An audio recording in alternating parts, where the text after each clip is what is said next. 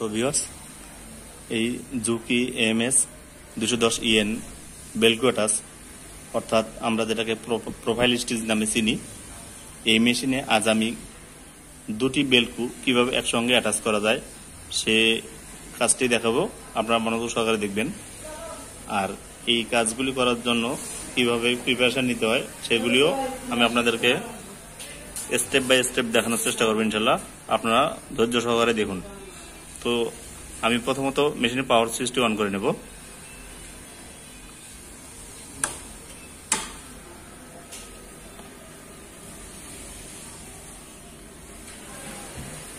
মেশিনের পাওয়ার সুইচটি অন করার পর এরকম একটি ইন্টারফেস চলে আসবে। এই ইন্টারফেস আসার পর আমরা প্রথমত রেডি অন করে নেব।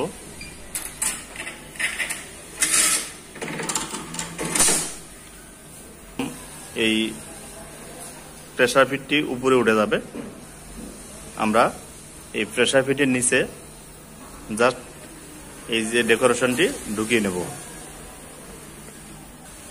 ভিউয়ার্স, একটা জিনিস অবশ্যই খেয়াল রাখতে হবে, যেহেতু আমাদের প্রেসার ফিটের রাউন্ড এদিকে, সেহেতু আমরা সবসময় লেফট সাইডে একটু গ্যাপ বাড়িয়ে নেব, যাতে করে এই প্রেসার ফিটের কোনো অংশ এদিকে না লাগে। তো আমি সেজন্য একটু রাইট সাইডে বাড়িয়ে নিয়েছি, মানে স্পেস কম রেখেছি, আর লেফট সাইডে একটু জায়গা বেশি রেখেছি। এবারে আমি মনিটরের দিকে চলে যাব। যেহেতু আমি অন্য একটা প্যাটার্নে ওকে করার পর আমার এই ডেকোরেশনটি ঢুকিয়ে নিয়েছি, ফিট নামিয়ে নিয়েছি। এখন এই পর্যায়ে রেখে, যাতে করে আপনার যে প্রোগ্রামটি কাগজে করা আছে সেটি যেন না লড়ে, সেদিকে লক্ষ্য রেখে মনিটরে চলে যেতে হবে। এবার দেখুন, আমি জাস্ট রেডি বাটনটি অফ করে নেব। এটি হচ্ছে আমার হোম পজিশন। এই জাস্ট যখন আমি প্রথম মেশিনে পাওয়ার সুইচ অন করেছিলাম সেই সময় এই ইন্টারফেসটি এসেছিল। এবারে আমি প্রোগ্রাম করার জন্য এম বাটনটি ক্লিক করব। এম বাটনটি ক্লিক করার পর এই ইন্টারফেসটি চলে আসবে। ইন্টারফেসটি আসার পর আমাকে এই বাটনটি ক্লিক করতে হবে। আপনারা লক্ষ্য করুন, যখন এই বাটনটি ক্লিক করব আমি, এই বাটনের কালারটি চেঞ্জ হয়ে যাবে। তারপরে আমাকে এম বাটনে পুনরায় ক্লিক করতে হবে।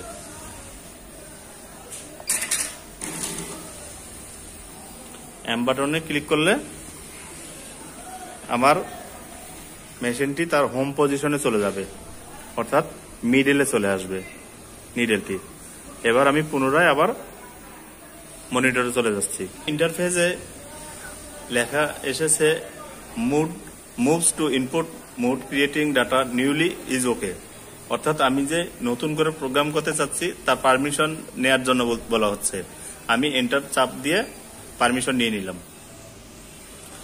এই পারমিশন নেওয়ার পর ভিউয়ার্স, আমাকে সর্বপ্রথম যে কাজটি করতে হবে সেটি হচ্ছে এই, আপনারা লক্ষ্য করুন এই বাটনটি, এটি হচ্ছে জাম্প বাটন। আমি জাম্প বাটনে ক্লিক করব। জাম্প বাটনে ক্লিক করার পর এখানে ইন্টারফেস চলে এসেছে একটা, আমি সেটাকে এন্টার করে নেব। এন্টার করার পর এবারে দেখুন এই ইন্টারফেসটি চলে এসেছে।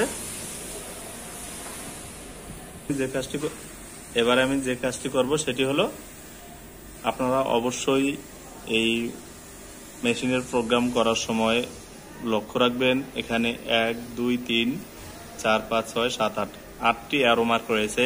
এই 8টি অ্যারো মার্কের সাহায্যে আমাদেরকে পুরো প্রোগ্রামটা করে নিতে হবে। তো আমি প্রথমত আমি যে ডেকোরেশন করেছি তার লেফট সাইডের এক অংশে নির্বাচন করব। সেজন্য আমাকে প্রথমত এই তীর চিহ্নটি চেপে ধরে রাখতে হবে। আমি এই তীর চিহ্নটি চেপে ধরে রাখছি, আর প্রেসার ফিটের দিকে লক্ষ্য করুন। এবারে দেখুন, আমি এই তীর চিহ্নটার সাহায্যে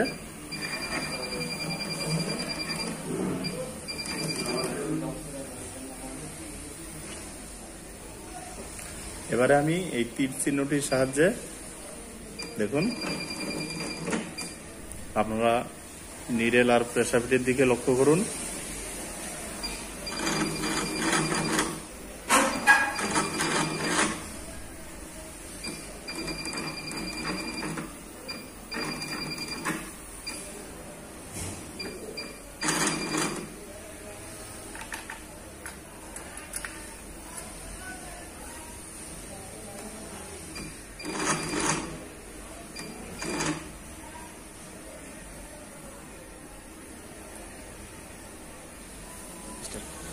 ভিউয়ার্স, এইরকম কোনো চতুর্ভুজী বেলকো জয়েন করার জন্য অবশ্যই আমরা 1 2 3 4 এই 4টি কোণার লেফট সাইডের মিডলে নিডেল নির্ধারণ করে নেব।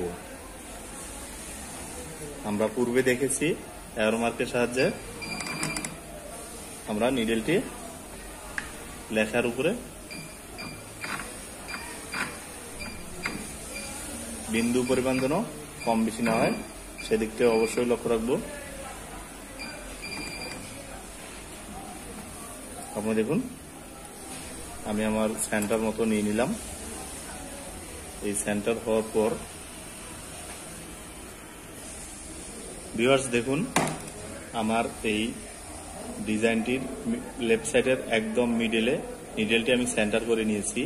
এদিকে এই মিডলে সেন্টার করার পর আমি যেটা খেয়াল করব সেটা হচ্ছে, আপনারা মনিটরের দিকে লক্ষ্য করুন, আমার এখানে এক্স স্কেল ওয়াই স্কেলের মান দাঁড়িয়েছে 45/12। আপনারা দেখুন 45/12। এই বিষয়টি অবশ্যই লক্ষ্য রাখতে হবে। ইভেন অর্থাৎ আমি যেটা বলতে চাচ্ছি সেটা হচ্ছে এই পয়েন্ট দুটি অবশ্যই আপনাকে মনে রাখতে হবে। এটি আমরা শেষে যখন আমাদের প্রোগ্রাম করা শেষ হবে ঠিক সে সময় এটি মিলিয়ে নিতে পারবো। যদি আমার প্রোগ্রাম একুরেট হয় তাহলে এটা অটোমেটিক মিলে যাবে। তো এবার আমি এটাকে সেভ করে দেবো। এটাকে সেভ করার জন্য আমি এই এন্টার বাটনটি ক্লিক করব। আপনারা দেখুন, ওকে,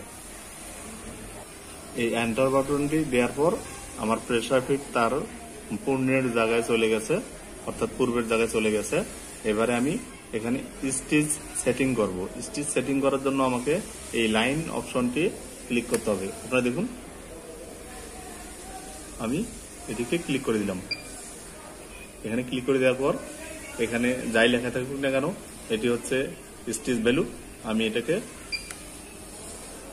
3.0 দিয়ে দিলাম। আপনারা আপনাদের প্রয়োজন অনুসারে যত পয়েন্ট বাড়িয়ে দিবেন তত স্টিচ পাতলা হবে, যত কমিয়ে দিবেন তত স্টিচ ঘন হবে। এই বিষয়টি লক্ষ্য রেখে আপনারা আপনাদের কাজ চালিয়ে নেবেন। এবারে আমি এটাকে এন্টার করে দেব। এন্টার করার পর পুনরায় পারমিশন চাইবে, সেটাকে আমি আবার অ্যালাউ করে নেব। অ্যালাউ করার পরে আমি আবার মূল ডেকোরেশনে চলে আসতেছি। আপনারা লক্ষ্য করুন, আমি প্রথমত এই নিডেলটিকে আমার সামনের এই কর্নারে নিয়ে আসবো। এই নিডেলটিকে এই কর্নারে নিয়ে আসার জন্য আমাকে প্রথমত উপরের অ্যারো মার্কের সাহায্যে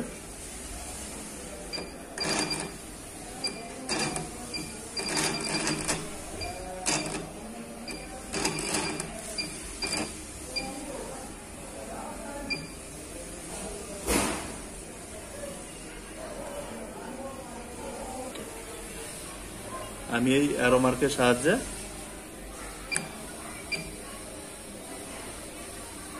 আপনাদেরকে অবশ্যই লক্ষ্য করতে হবে যেন এই পয়েন্টগুলি ঠিক থাকে।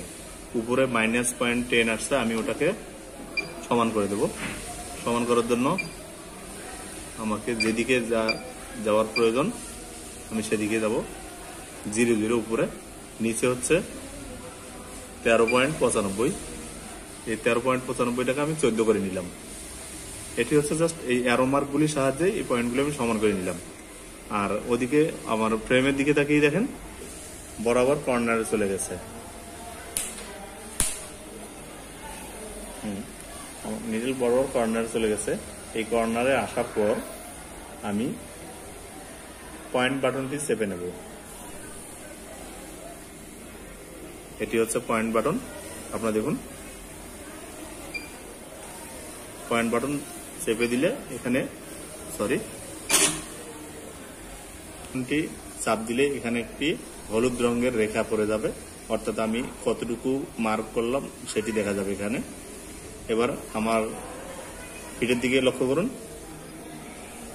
আমার নিডেল এই সেন্টার থেকে এই কর্নারে চলে গেছে। এবার আমি এই কর্নার থেকে সোজা এই কর্নারে চলে আসবো। এই কর্নার থেকে সোজা এই কর্নারে আসার জন্য আমি এভাবে না এসে আগে এখানে চলে আসব। এখানে চলে আসলে তাহলে আমি এই জায়গার মানটা পেয়ে যাব, তো আপনারা লক্ষ্য করুন মনিটরের দিকে। আমি ভিউয়ার্স মনিটরের দিকেও লক্ষ্য করতেছি, প্লাস আমার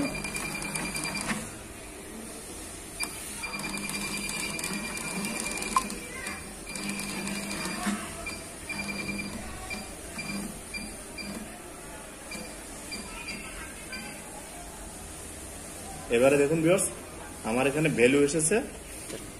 তো ভিউয়ার্স এবারে দেখুন এখানে ভ্যালু এসেছে 32.0, নিচে আগে আমাদের পূর্বে রয়েছে 14.0। তো যখন আমি এই কর্নারে চলে আসলাম তখন আমি পয়েন্ট বাটনটি না চেপে আমি সোজা নিচের কর্নারে চলে আসবো। আপনারা এই নিচের কর্নারে চলে আসবো, আপনারা দেখতে থাকুন। আমি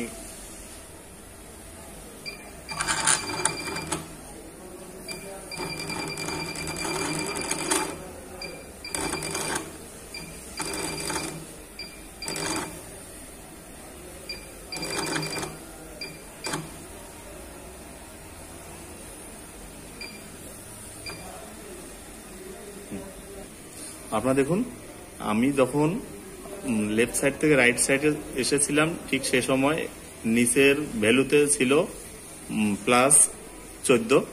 এবারে আমি যখন নিচের দিকে চলে এসেছি তখন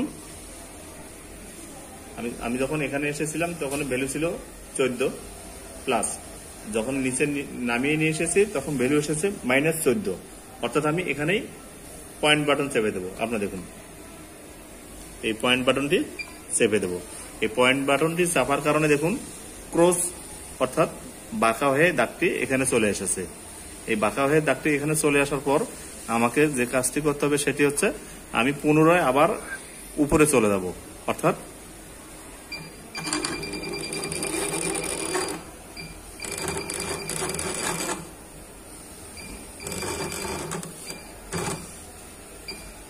এবারে দেখুন এবারে শুধু 14 রয়েছে, কোনো প্লাস মাইনাস চিহ্ন নেই।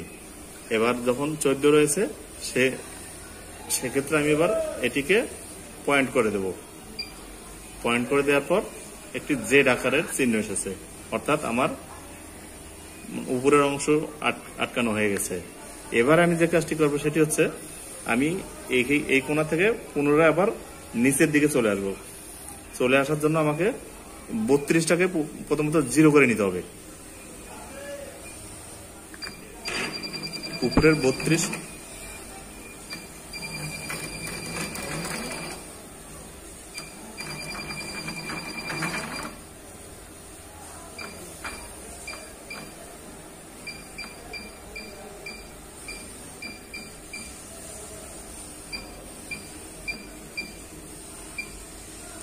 এবারে দেখুন আমার উপরের ভ্যালু 32 ছিল, সেটি এখন 0 হয়ে গেছে। 0 হওয়ার পর আমি এটাকে পুনরায় নিচে নামাবো, যেহেতু আমি আগে ক্রস করে নেব সেহেতু আমাকে নিচের পয়েন্টটি 14 করতে হবে।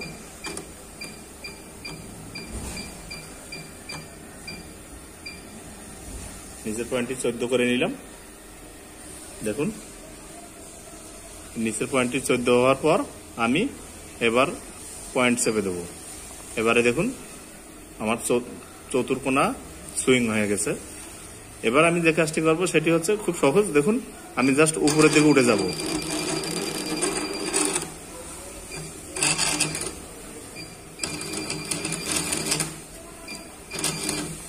উপরের দিকে বলতে পুনরায় 14 হবে, পয়েন্ট চেপে দেবো, আবারও রাইট সাইডে চলে যাব,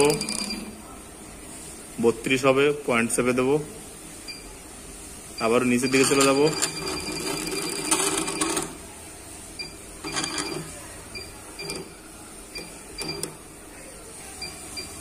আবার 14 হবে, পয়েন্ট চেপে দেবো, আবারও লেফট সাইডে চলে যাব,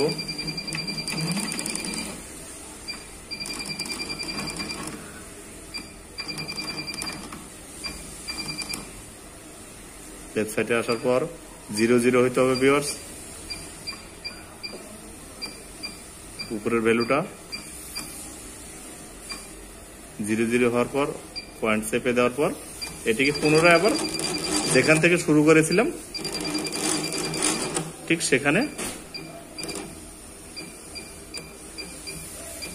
শেষ করব। পয়েন্ট চেপে দিলাম। এবারে দেখুন আমরা শুরুতে যেখানে শুরু করেছিলাম সেখানেই শেষ করলাম, 45 নিচে 12 আমরা এখান থেকে শুরু করেছিলাম, এখানে শেষ করলাম। তার মানে হচ্ছে এভাবে প্রোগ্রাম করার মানে একটি উপকারিতা হচ্ছে, সেটি হলো আমাদের কোনো পয়েন্টে নিডেল আপ ডাউন বসবে না, কোনো পয়েন্টে নিডেল আপ ডাউন বসবে না। আপ ডাউন না বসলেই সুইংটি সুন্দর হবে, পয়েন্টগুলি সুন্দরভাবে মিলবে, চতুর্কোণার মেজারমেন্ট ঠিকভাবে মিলবে। এবার আমি এটাকে সেভ করে নেব। সেভ করার জন্য আমাকে এন্টার বাটন ক্লিক করতে হবে।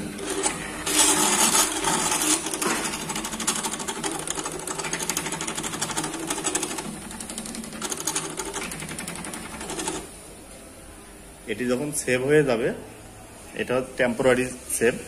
এই সেভ হওয়ার পর আমরা যদি চাই পুনরায় আরেকটি বেলক্রো জয়েন করার জন্য সেটিও করতে পারবো, কিংবা এখানেই যদি সেভ করতে চাই সেটাও করতে পারবো। এখান থেকে যদি আমরা এখানে মানে লাম্প দিয়ে অত জাম্প দিয়ে এখানে আসতে চাই, সেক্ষেত্রে আমাদেরকে এখানে কাজ শেষ করার পর ট্রিমিং দেওয়ার পর এই ট্রিমিং চিহ্নটা ক্লিক করার পরে আবার জাম্প বাটন দিয়ে এখানে এসে কাজটা করতে হবে। জাস্ট আমি এক্সাম্পল উদাহরণস্বরূপ আপনাদেরকে বুঝিয়ে দিলাম। এবারে আমি এটিকে ট্রিম করে দেব। ট্রিম করার পর এই লেখাটি যখন চলে আসবে আমরা এটিকে ওকে করে দেব। ওকে হয়ে যাওয়ার পর আমরা যদি চাই এটিকে টেস্ট মোডে রেখে সুইং করব। টেস্ট মোডে আপনারা দেখুন প্রত্যেকটি কোণায় কোনো রকম আপ ডাউন নেই, আপনারা ভালোভাবে লক্ষ্য করুন। হ্যাঁ, এবারে আমি এটিকে টেস্ট মোডে রেখে একবার চালিয়ে দেখব।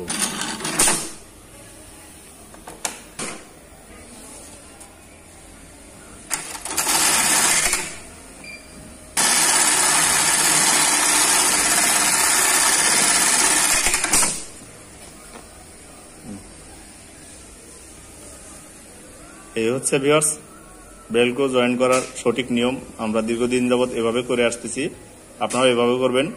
বিশেষ করে পয়েন্টগুলি অবশ্যই মনে রাখবেন। এবার ভিউয়ার্স আমরা টেস্ট মোড থেকে বেরিয়ে যাব। বেরিয়ে যাওয়ার পর টেস্ট রেডি বাটন অফ করে নিলাম। এই ক্রস চিহ্নকে ক্লিক করব। এখন আবার পুনরায় আগের ইন্টারফেসে চলে এসেছে। এবার আমি এটিকে প্যাটার্ন নং দিয়ে সেভ করব। সেজন্য আমাকে এই লেফট সাইড এবং রাইট সাইডে দুটি অ্যারো মার্ক রয়েছে, আপনারা দেখুন। এই অ্যারো মার্কের আমরা রাইট সাইডে যে অ্যারো মার্কটা রয়েছে সেটির উপর ক্লিক করব।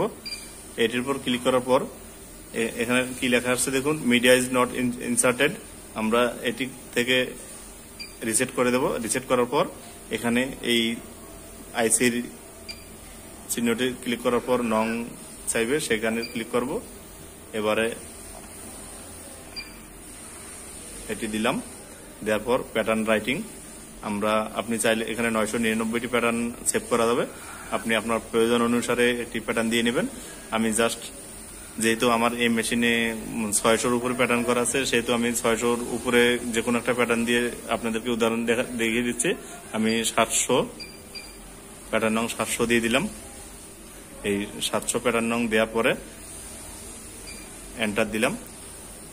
আমার প্যাটার্নটি সেভ হয়ে গেছে। যদি প্যাটার্নটি সেভ না হতো তাহলে XY ওভাররাইটিং লেখা আসতো, সেখানে পুনরায় আবার এন্টার বাটন ক্লিক করলেই ওটা সেভ হয়ে যেত।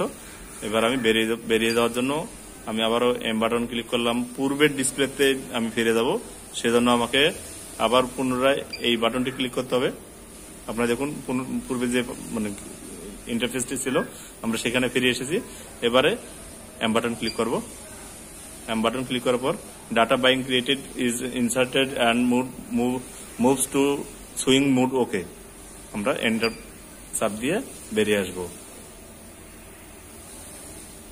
আপনারা দেখুন আমরা 700 প্যাটার্ন নং দিয়েছিলাম, 700 প্যাটার্ন নং এ এই প্রোগ্রামটি সেভ হয়ে গেছে। এরপর আমি আমার পরবর্তী ভিডিওতে রানিং, যেহেতু এই একটি প্যাটার্ন করার সময় আমরা লাইন অর্থাৎ স্টিচ দিয়ে থাকি, আর যখন প্যাটার্ন করা শেষ হয়ে যাবে বা সুইং করার ক্ষেত্রে লাইনে যখন প্রোডাকশনে উঠবে ওই সময় যদি কখনো স্টিচ ঘন কিংবা পাতলা করতে হয় সেক্ষেত্রে আমরা এই ব্যাপারে দ্বিতীয় স্টেপে ভিডিও বানাবো ইনশাল্লাহ, আপনারা দেখে নেবেন। তো এই ভিডিওটি ভালো লাগলে অবশ্যই একটি লাইক দিবেন।